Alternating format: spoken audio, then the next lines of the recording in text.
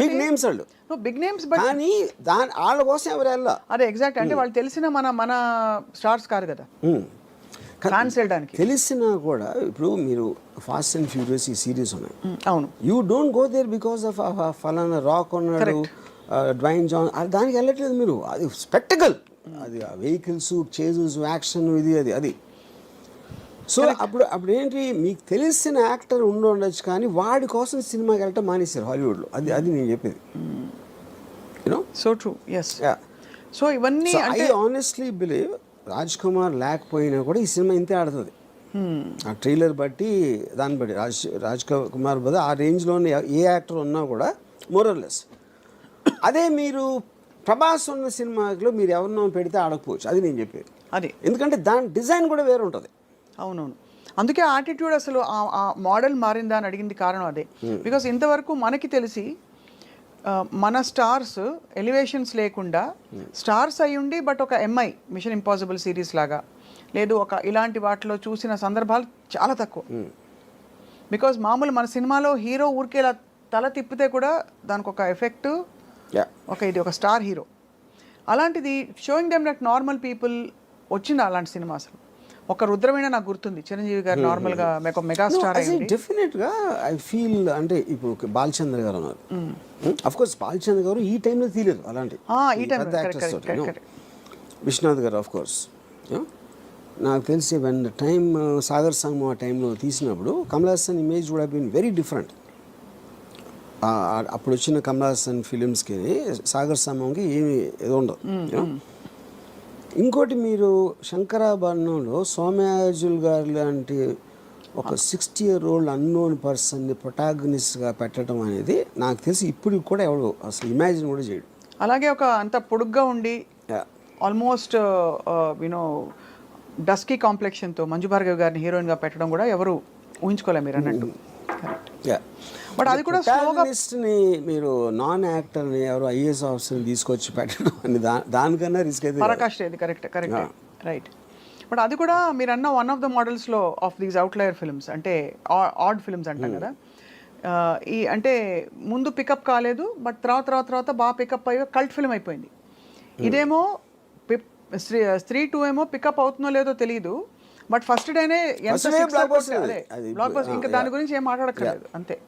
అంటే అలా ఉంది దాని మీరు చెప్తున్న కనెక్షన్. ఇంకోటి ఏమైంది, నిన్న దాంతో రిలీజ్ అయిన అక్షయ్ కుమార్ సినిమాకి 5 కోట్లు వచ్చింది. 54 కోట్లు రాజ్ కుమార్ సినిమాకి వస్తే 5 కోట్లు అక్షయ్ కుమార్ సినిమాకి వచ్చింది. 5.5 కోట్లు అంతా జాన్ అబ్రహం సినిమాకి వచ్చింది అదే రోజు. మరి తీసేవాళ్ళు ఇప్పుడు నెక్స్ట్ ఎవరైనా హీరో రెమ్యూనరేషన్ ఒక సిరీస్ ఆఫ్ ఫ్లాప్స్ తర్వాత తగ్గించుకునే సందర్భాలు ఉండుంటాయి ఆర్జీవి గారు? చేస్తారు. That happens? Yeah, it happens. When the market is not doing that. ఎందుకంటే అప్పుడు ఏం చేస్తారంటే ఇప్పుడు ఇంత ఇస్తామండి సినిమా హిట్ అయితే అంత ఇస్తామని ఇలాంటి కొన్ని డీల్స్ పెట్టుకుంటారు. కొంచెం అదే క్లాజులు వస్తాయి. బ్యాక్ ఎండ్ అలాంటి. The reason I asked that is because majority of this major expenses that we are talking about, ఇప్పుడు మొన్న కల్కి వచ్చింది, it was actually a feast. వినడానికి ఒక అమితాబ్ బచ్చన్ గారు, ఒక సో అండ్ సో ప్రభాస్ ఉంటే అసలు చూడొచ్చా అని, దీపిక ఇంకోవైపు. బట్ ఆ సినిమాలో ఈ స్టార్ దీనికి రెమ్యూనరేషన్స్ చాలా అయి ఉంటాయి కదా. ఇప్పుడు అలాంటి సినిమా తీసి ఒక బ్యూటిఫుల్ అటెంప్ట్ అని మంచి పేరు తెచ్చుకుని, బట్ రిటర్న్ ఆన్ ఇన్వెస్ట్మెంట్ చూసుకుంటే 500 కోట్లకి 100-50 ఎక్కువ రావడం బెటరా, లేదు ఇలాంటి ఒక కొత్త స్కూల్ ఆఫ్ థాట్ బయలుదేరి న్యూట్రలైజ్ చేసే ఎఫెక్ట్ బెటర్ అంటారా? ఇక్కడ ఒక డేంజర్ ఏంటంటే, అంటే అది డేంజర్ అనొచ్చు కాదు కూడా, డేంజర్ ఏంటంటే మీకు సంవత్సరానికి 150 సినిమాల్లో రేంజ్ వైజ్గా చిన్న సినిమాలు అని చెప్పుకునే 90% ఉంటాయి. దాంట్లో 90% ఫెయిల్ అవుతాయి. సో ఆ 10%లో మీ సినిమా ఉంటుందా అని తెలియదు కదా మీకు. అవును, but economy will run like that. అంతే, అది that is a fail safe. అప్పుడు మేము పెద్ద సినిమా చేసి అన్కంట్రోల్డ్ బడ్జెట్ ఎంత రెమ్యూనరేషన్ ఇచ్చినప్పుడు ఎంత పోవటానికి ఛాన్స్ ఉందో. ఇప్పుడంటే ఇప్పుడు నేను పేరు చెప్పండి, ఇప్పుడు ఒక సినిమా మీరు 400 కోట్లు తీసారనుకోండి, దాంట్లో మీకు 200 crores నష్టం వచ్చింది అనుకోండి. ఇప్పుడు మీరు దీని బేసిస్లో 10 కోట్లు 15 కోట్ల సినిమా తీస్తే ఎంత పోయినా కూడా మీకు 10-15 పోతుంది. ఇక్కడలాగా 200 పోదు. అంతే కదా. అంతే, రిస్క్ ఇస్ లెస్ అంటే బట్ కొడితే జాక్ పాట్ కొడితే ఇంకా తిరుగుంటుంది. అది. బట్ ఆల్ ద సేమ్ ఈ హీరోలు అందరూ వాళ్ళ రిస్క్ కూడా ఒక సినిమాలో ఎంగేజ్ అవ్వడం ఈజ్ వెరీ హై బికాస్ వాళ్ళు తొందరగా పీక్ అయిపోతారు. ఆ తర్వాత దానికంటే ఏదైనా తక్కువ ఇస్తే చూసుకోరు. చచ్చినట్టు ఆ లీగ్ ఆఫ్ మార్కెట్లోనే ఇప్పుడు ప్రభాస్ వచ్చి సడన్గా యూనో మంచి ఒక ఇలాంటి ఒక 127 hours లాంటి సినిమాలో ఆర్ సంథింగ్ చేస్తారా అంటే whether people will digest, whether he'll take that risk we don't know. He's compelled to work now in very very big projects. దానికి రీజన్ ఏంటంటే 127 hours ఈ లెక్క థ్రిల్లర్ అనుకోను ఏదో సంథింగ్.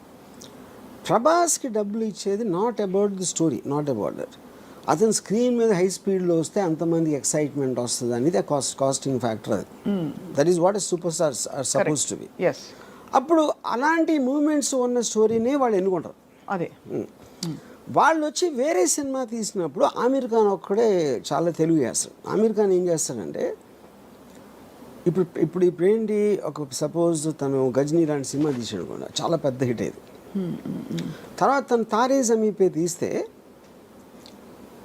తారే జమీన్ పేలో చూస్తారా అది మంచి స్టోరీ, కానీ గజనీకి అలవాటు పడిన వాళ్ళు దీన్ని చూస్తారా అంటే దానికి ఆమీర్ ఖాన్ ఏం చేశాడంటే గజనీ నమ్మిన ప్రైస్లో 1/10 కమ్మాడు తారే జమీన్ పే. అప్పుడు ఆమీర్ ఖాన్ లాజిక్ ఏంటంటే నేను ఈ సినిమాలు కూడా చేస్తాను, కానీ ఆ ప్రైస్కి అమ్మినప్పుడు ఆ ఆడియన్స్ నేను reach అవ్వలేను.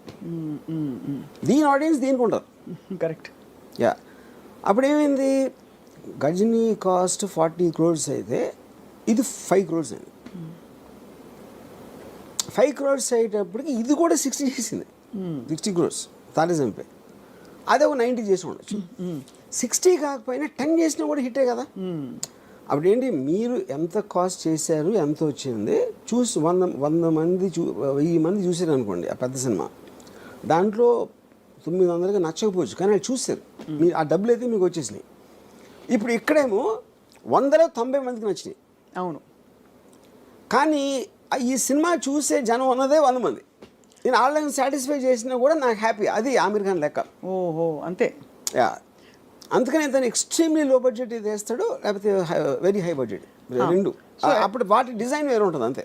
Effectively ROI is better satisfied here, return on investment. ROI definitely. మీరు 40 crores సినిమా 90-80 చేయడానికి, 5 crores సినిమా 60 చేయడానికి ఎంత డిఫరెన్స్ ఉంది. పీకే గురించి కూడా అలాగే చెప్పారు. పీకే సినిమా రిలీజ్ అయినప్పుడు ఆమీర్ ఖాన్ ప్రొడ్యూస్డ్, దాని cost of production was much less than so many other films ఆ టైంలో వచ్చినవి ఆ లీగ్లో. సో బట్ ఇవన్నీ ఏంటంటే ఈ యాజ్ అన్ అనాలిసిస్ ఇదంతా హాలీవుడ్ స్టార్స్. ఇప్పుడు ఫర్ ఎగ్జాంపుల్ టామ్ హ్యాంక్స్ ఉన్నాడు, హీల్ డూ కాస్ట్ అవే, ఒకే యాక్టర్ మొత్తం ఐలాండ్లో ఒకడే ఉంటాడు. He'll do a very big budget of some other film. You know వాళ్ళు ఏంటంటే వాళ్ళంతా స్టూడియోస్ కంట్రోల్ చేస్తాయి, బయర్స్ ఉండవు. ఈ బయర్స్ మీడియేషన్ లెవెల్లో ప్రైసెస్ అనేది ఇది అయిపోతుంది. అప్పుడు PVR జానేతు జానేనా సినిమా, అదే ఒక 5 కోట్ల సినిమా, ఆమీర్ ఖాన్ మేనలుడు, ఆమీర్ ఖాన్ ప్రొడ్యూస్ చేశాడు. చాలా ఆమీర్ ఖాన్ ఏం చేశాడు, అది వాళ్ళు 35 crores ఆఫర్ ఇచ్చారు కొనడానికి.